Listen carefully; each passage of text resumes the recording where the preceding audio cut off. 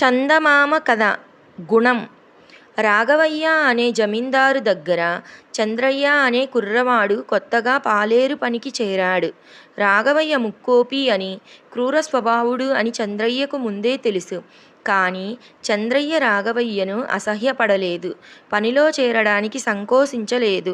రాఘవయ్య దగ్గర పనిచేసే ఇతర పాలేరు కుర్రాళ్ళు వద్దని సలహా ఇచ్చినా చంద్రయ్య వినిపించుకోలేదు. చంద్రయ్య పనిలో చేరినప్పటి నుంచి రాఘవయ్య సాధింపులు చీదరింపులు ప్రారంభమయ్యాయి. రాఘవయ్య చంద్రయ్యని కూర్చుని కూడు తిననిచ్చేవాడు కాడు, నిలబడి నీళ్లు తాగనిచ్చేవాడు కాడు. అన్నం తింటున్న చంద్రయ్యను ఏదో పని చెప్పి అన్నం ముందు నుంచి లేవగొట్టేవాడు రాఘవయ్య. చంద్రయ్య నవ్వుతూ లేచిపోయేవాడు.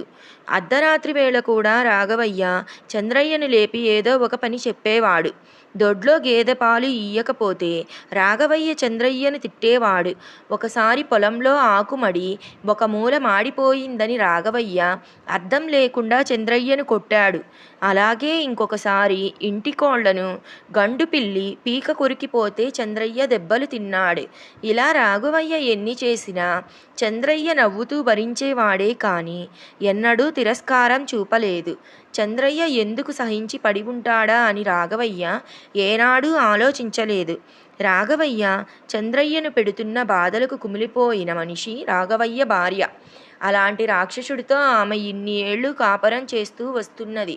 భార్య కావటం చేత ఆమెకు తప్పదు. లోగడ కొందరు పాలేర్లు రాఘవయ్యతో వేగినన్నాళ్ళు వేగలేనప్పుడు తమ జీతం డబ్బులు తీసుకుని వెళ్ళిపోయారు. చంద్రయ్య కూడా అలాగే చేస్తాడేమో అని ఆమె అనుకున్నది. కానీ చంద్రయ్య అలా చెయ్యలేదు. వాడికి తాను బాధలు పడుతున్నానని కూడా తెలిసినట్టు ఆమెకు కనిపించలేదు. చంద్రయ్య ఉత్సాహంగా ఇంట్లో పనులన్నీ చెయ్యటమే కాక పొలం పనులు కూడా చేస్తున్నాడు. వాడి పని శ్రద్ధ చూసిన వాళ్లకు రాఘవయ్య వాణ్ణి అంత క్రూరంగా ఎందుకు చూస్తున్నాడా అనిపించేది. చూసి చూసి రాఘవయ్య భార్యే ఒకనాడు తెగించి చంద్రయ్యను చాటుగా పిలిచి, ఒరే, నీ వంటి మంచివాణ్ణి నీ యజమాని నానా శ్రమలు పెడుతూ అనవసరంగా తిట్టుతున్నాడు, కొడుతున్నాడు. ఎందుకు భరిస్తావు? నీకు నీ జీతంతో పాటు కొంత డబ్బు అదనంగా ఇస్తాను. ఎక్కడికైనా వెళ్ళి హాయిగా బ్రతుకు అన్నది జాలిపడుతూ. అదేమిటి అమ్మగారు, మీరు నా తల్లి లాంటి వారు, అయ్యగారు తండ్రి లాంటి వారు.